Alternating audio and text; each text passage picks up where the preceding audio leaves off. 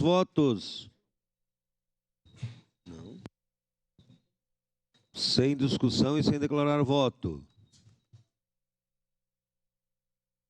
Como vota?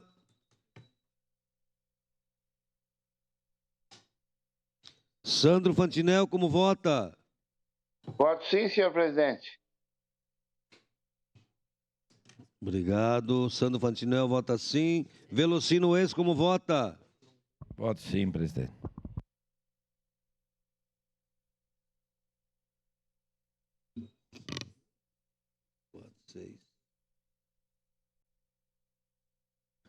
Velocino Ex, vota sim.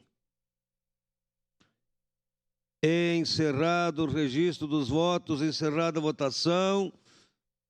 O pedido de adiamento foi aprovado por maioria, com votos contrários de Adriano Bressan, Bortola, Cadori, Gladys Frisso, Professor Zanquim, Rafael Bueno e Scalco.